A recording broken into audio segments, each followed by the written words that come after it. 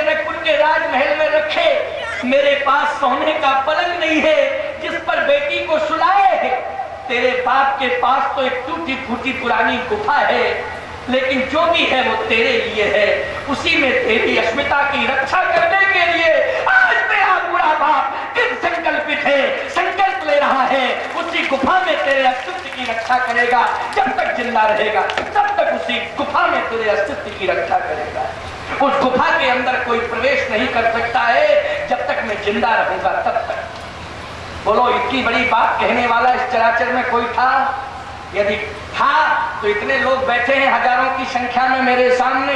कोई माई का लाल मुझसे जरा कह दे हाथ उठा के, या अपनी वाणी से कह दे कि इतनी ढांढस दिलाने वाला, इतना साहस दिखाने वाला और इतनी बड़ी चुनौती रावण के सामने खड़ी करने वाला कोई रहा हो तो बताओ।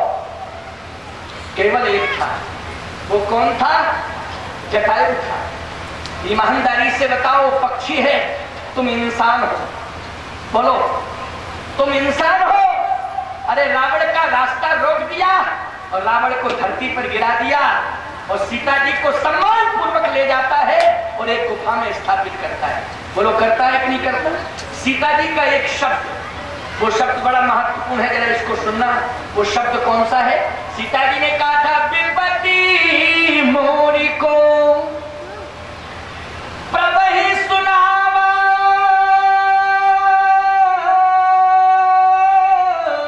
ओ पुरोदास जही रास उठावा। मेरी विपत्ति को कौन सुनाएगा मेरे स्वामी? ईमानदारी से बताओ, इस चराचर में सीता जी की विपत्ति को केवल जटायु ने सुनाया कि नहीं सुनाया? बोलो, सुनाया कि नहीं सुनाया?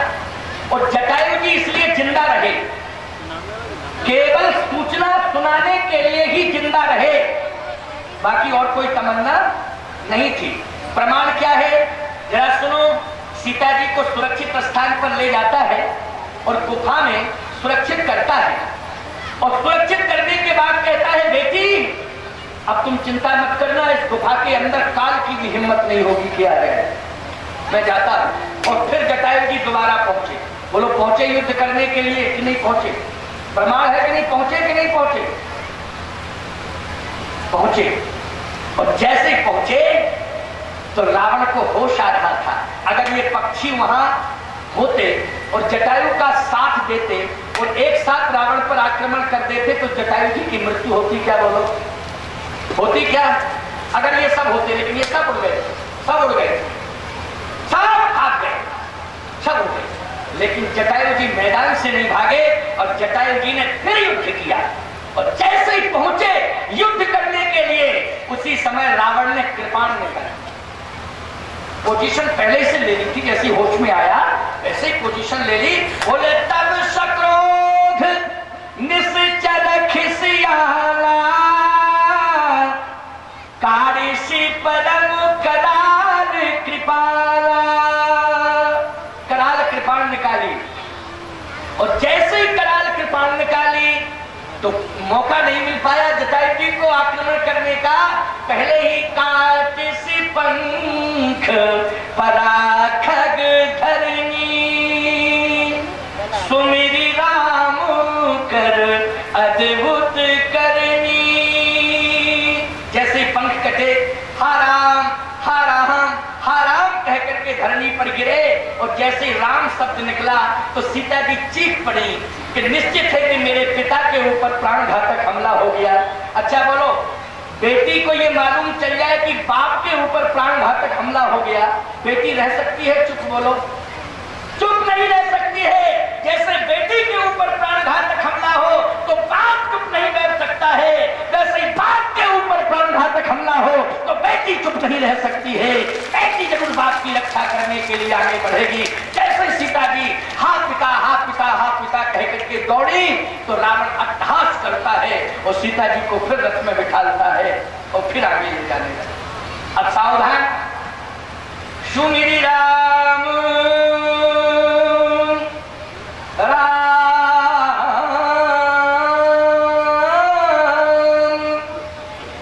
कर अद्भुत करनी, अद्भुत करनी। राम जी की अद्भुत करनी का स्मरण कर रहा है। बस इतना ही स्मरण कर रहा था, तब तक प्राण निकलने लगे, प्राण निकलने लगे। जटायु ने कहा ठहरो, प्राण ठहरो। देखो एक बात आपको बताएं, जटायु जी की इच्छा मृत्यु हुई,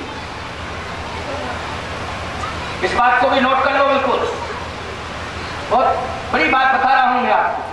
जटायु जी की इच्छा मृत्यु हुई, और इच्छा मृत्यु में भी महाभारत में भीष्म की भी इच्छा मृत्यु हुई। लेकिन ईमानदारी से बताओ, 6 महीने बाणों की सैया पे लेट करके मौत का इंतजार करना पड़ा कि नहीं? महाभारत का भीष्म और ये मानस का जटायु। भगवान कृष्ण ने भी पिता नहीं पितामह के रूप में स्वीकार किया था भीष्म को। बोलो किस में स्वीकार, किस रूप में स्वीकार किया था? अरे महाभारत में तो भगवान ने पिता नहीं पितामह के रूप में स्वीकार किया था। बोलो पिता से बड़ा दर्जा पितामह का होता है कि नहीं होता है? होता है कि नहीं होता है? भगवान राम ने तो जटायु को पितामह नहीं पिता, लेकिन इतना बड़ा सम्मान भीष्म को मिला और इच्छा मृत्यु का वरदान प्राप्त था भीष्म को। लेकिन फिर भी भीष्म 6 महीने बाणों की सैया पे लेटा हुआ रोता रहा कि नहीं रोता रहा? लेकिन जटायु भगवान की गोद में लेटे लेटे हंसते रहे, रोते नहीं रहे। मुख मुस्काए कहीं सही बात था, मुख मुस्काए कहीं सही बात था। बोलो हंसते रहे कि नहीं हंसते रहे? और भीष्म जो है हंसे नहीं, भीष्म क्या करते रहे? रोते रहे, 6 महीने तक रोते रहे। लेकिन आपको मालूम होना चाहिए जटायु जी को 6 दिन का इंतजार नहीं करना पड़ा। बोलो करना पड़ा क्या 6 दिन का इंतजार है? बस कह क्या रहे थे, जरा ध्यान से सुनना। मरत न में रघुवीर बिलो के तापस भेष बनाए। मरना तो चाहते थे लेकिन इसलिए नहीं मर रहे हैं, क्यों? चाहत चलन प्राण पावर बिन सुधि प्रवही सुनाए। सीता जी की सुधि बिना सुनाए प्राण जा रहे हैं। अरे प्राण खबरदार, जब तक मैं अपनी बेटी की सुध नहीं सुना दूंगा, क्योंकि उसने मुझसे कहा है विपत्ति मोरी को प्रवही सुनावा। याद रखना, पुत्री के सामने अगर विपत्ति आ जाए तो पिता उसके पति को ही सुना सकता है। बोलो सुना सकता है कि नहीं सुना सकता? ईमानदारी से बताओ। यही कहेगा कि बेटा मैंने समाज के सामने हाथ पीले किए, वेद मंत्रों को साक्षी करके मंडप के नीचे तेरा हाथ, अपनी बेटी का हाथ तेरे हाथ में थमाया है। बहुत सारी उम्मीदें तुमसे लगी हैं, बहुत सारी आशाएं लगी हैं। अरे संपत्ति में ही मेरी बेटी तुम्हारे साथ नहीं है, विपत्ति में भी मेरी बेटी तुम्हारे साथ रहेगी, तो तुझे भी विपत्ति में मेरी बेटी के साथ रहना चाहिए। यही धर्म कहता है। ये 2-4 शब्द निश्चित रूप से पिता अपनी बेटी के पति को सुना सकता है कि नहीं सुना सकता है? अपने दामाद को सुना सकता है कि नहीं सुना सकता है? तो ईमानदारी से बताओ, अगर सीता जी को पुत्री के रूप में स्वीकार किया है जटायु जी ने, तो एक पिता अपनी पुत्री के पति को जरूर विपत्ति सुना सकता है। और यही जटायु जी ने कहा, खबरदार, अगर तुमने निकलने की कोशिश की अच्छा नहीं होगा। जब तक मैं अपनी बेटी की विपत्ति प्रभु को नहीं सुना दूंगा तब तक तुम निकलना नहीं। और बोलो जब तक प्राण निकले क्या जटायु जी के? बोलो जब तक सुना नहीं दिया। चाहत चलना, देखा आपने ये मौसम की राजनीति, समझ गए कि नहीं? ये मौसम की राजनीति है प्यारे। ये सब मौका देख करके आ गए, बोले हम तुम्हारे साथ हैं, संघर्ष करो। पहले क्या कह रहे थे? मरने जा रहा है, आज कह रहे हम साथ हैं। तुमने हमारी जात बिरादरी की शान को ऊंचा बढ़ाया है, इसलिए हम सब तुम्हारे साथ हैं। हमारे हाई कमान तुम ही हो, तुमने पार्टी बचाई, इसलिए हम तुम्हारे साथ हैं। हम तुम्हारे साथ हैं। सब साथ आ गए। सावधान। जटायु ने एक शब्द कहा, क्या? बस तुम मेरा इतना ही साथ दे दो। कितना? कि मैं अपनी बेटी को सुरक्षित स्थान पर ले जाना चाहता हूं, और जब तक मैं लौट करके ना आ जाऊं तब तक तुम इसको देखना, कहीं ये भाग ना जाए। क्योंकि अभी मेरे मन को संतोष नहीं मिला है। जब तक ये मुझसे युद्ध नहीं कर लेगा और मैं इसे मार नहीं डालूंगा, तब तक मुझे चैन नहीं मिलेगा। तुम इतना ही करो कि मैं अपनी बेटी को ले जा रहा हूं सुरक्षित स्थान पर, जब तक लौट के ना आ जाऊं, कहीं ये होश में आ जाए तो इसको जाने मत देगा। बस इतना सहयोग करो। पक्षी बोले, अब आप रहते तो हम रहते, अब आप ही भाई कमांडो, अब आप ही जा रहे हैं तो देखा है। जटायु ने कहा, तो समय खराब मत करो, चुप रहो, अपना अपना काम करो। सीता जी को पंखों में भर लिया, हृदय से लगा लिया और कहता है, बेटी आने में विलंब हो गया, मुझे क्षमा करो। आने में विलंब हो गया, मुझे क्षमा करो। अरे मुझे तो पंचवटी में ही पहुंच जाना चाहिए था। जब रथ में रावण ने बिठाला था उसके पहले ही मुझे पहुंच जाना चाहिए था, और जो दशा मैंने रावण की यहाँ की है वही मुझे करनी चाहिए थी। लेकिन ये मेरा दुर्भाग्य है, मैं बूढ़ा हो गया हूँ, इतनी क्षमता भी नहीं थी।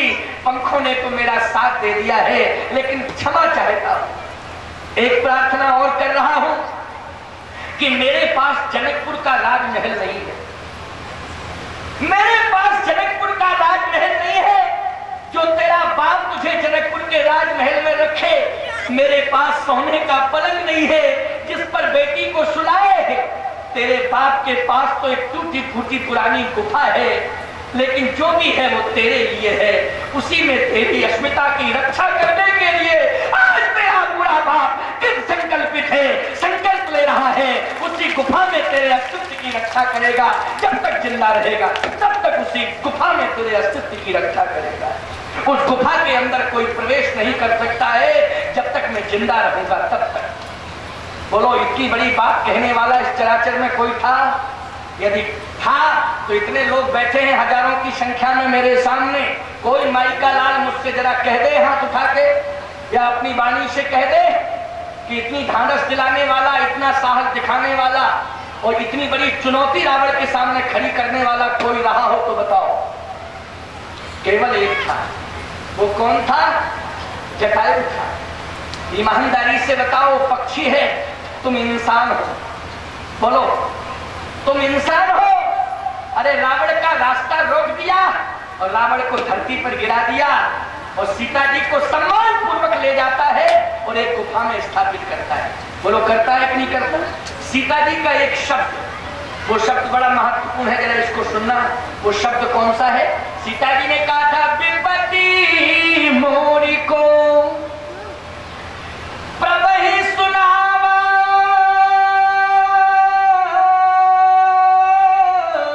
ओ पुरोदास जही रास उठावा।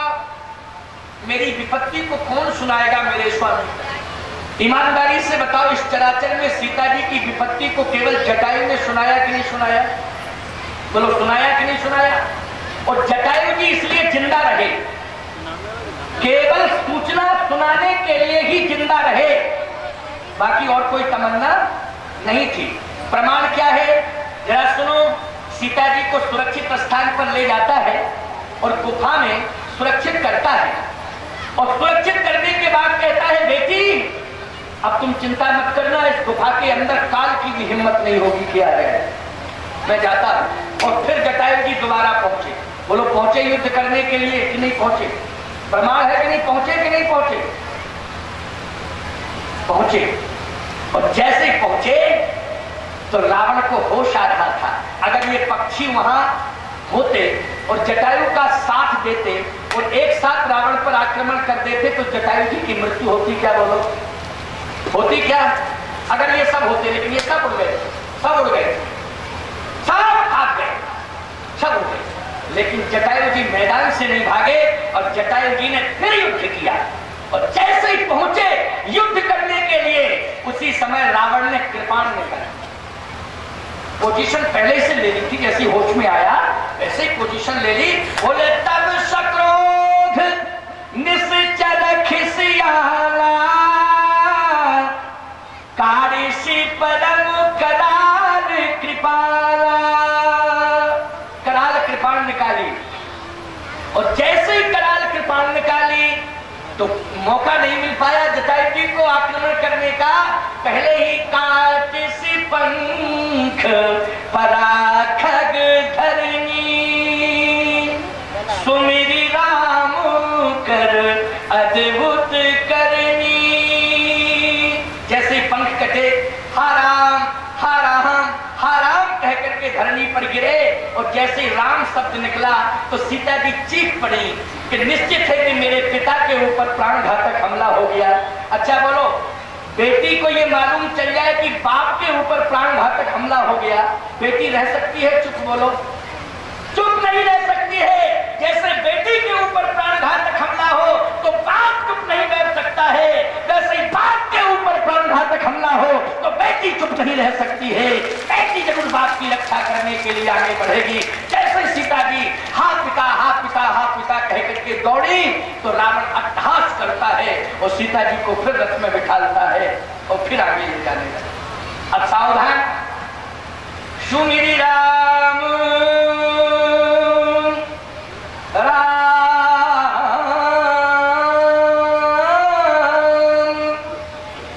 कर अद्भुत करनी, अद्भुत करनी, राम जी की अद्भुत करनी का स्मरण कर रहा है। बस इतना ही स्मरण कर रहा था, तब तक प्राण निकलने लगे, प्राण निकलने लगे। जटायु ने कहा ठहरो, प्राण ठहरो। देखो एक बात आपको बताएं, जटायु जी की इच्छा मृत्यु हुई, इस बात को भी नोट कर लो। बिल्कुल बहुत बड़ी बात बता रहा हूं मैं आपको। जटायु जी की इच्छा मृत्यु हुई और इच्छा मृत्यु में भी महाभारत में भीष्म की भी इच्छा मृत्यु हुई। लेकिन ईमानदारी से बताओ, 6 महीने बाणों की सैया पर लेट करके मौत का इंतजार करना पड़ा कि नहीं? महाभारत का भीष्म और ये मानस का जटायु। भगवान कृष्ण ने भी पिता नहीं पितामह के रूप में स्वीकार किया था भीष्म को। बोलो किस में स्वीकार, किस रूप में स्वीकार किया था? अरे महाभारत में तो भगवान ने पिता नहीं पितामह के रूप में स्वीकार किया था। बोलो पिता से बड़ा दर्जा पितामह का होता है कि नहीं होता है? होता है कि नहीं होता है? भगवान राम ने तो जटायु को पितामह नहीं पिता, लेकिन इतना बड़ा सम्मान भीष्म को मिला और इच्छा मृत्यु का वरदान प्राप्त था भीष्म को। लेकिन फिर भी भीष्म 6 महीने बाणों की सैया पे लेटा हुआ रोता रहा कि नहीं रोता रहा? लेकिन जटायु भगवान की गोद में लेटे लेटे हंसते रहे, रोते नहीं रहे। मुख मुस्काए कहीं सही बात था, मुख मुस्काए कहीं सही बात था। बोलो हंसते रहे कि नहीं हंसते रहे? और भीष्म जो है हंसे नहीं, भीष्म क्या करते रहे? रोते रहे, 6 महीने तक रोते रहे। लेकिन आपको मालूम होना चाहिए जटायु जी को 6 दिन का इंतजार नहीं करना पड़ा। बोलो करना पड़ा क्या 6 दिन का इंतजार है? बस कह क्या रहे थे, जरा ध्यान से सुनना। मरत न में रघुवीर बिलो के तापस भेष बनाए। मरना तो चाहते थे लेकिन इसलिए नहीं मर रहे हैं। क्यों? चाहत चलन प्राण पावर बिन सुधि प्रवही सुनाए। सीता जी की सुधि बिना सुनाए प्राण जा रहे हैं। अरे प्राण खबरदार, जब तक मैं अपनी बेटी की सुध नहीं सुना दूंगा, क्योंकि उसने मुझसे कहा है विपत्ति मोरी को प्रवही सुनावा। याद रखना, पुत्री के सामने अगर विपत्ति आ जाए तो पिता उसके पति को ही सुना सकता है। बोलो, सुना सकता है कि नहीं सुना सकता? ईमानदारी से बताओ। यही कहेगा कि बेटा, मैंने समाज के सामने हाथ पीले किए, वेद मंत्रों को साक्षी करके मंडप के नीचे तेरा हाथ, अपनी बेटी का हाथ तेरे हाथ में थमाया है। बहुत सारी उम्मीदें तुमसे लगी हैं, बहुत सारी आशाएं लगी हैं। अरे संपत्ति में ही मेरी बेटी तुम्हारे साथ नहीं है, विपत्ति में भी मेरी बेटी तुम्हारे साथ रहेगी, तो तुझे भी विपत्ति में मेरी बेटी के साथ रहना चाहिए। यही धर्म कहता है। ये दो चार शब्द निश्चित रूप से पिता अपनी बेटी के पति को सुना सकता है कि नहीं सुना सकता है? अपने दामाद को सुना सकता है कि नहीं सुना सकता है? तो ईमानदारी से बताओ, अगर सीता जी को पुत्री के रूप में स्वीकार किया है जटायु जी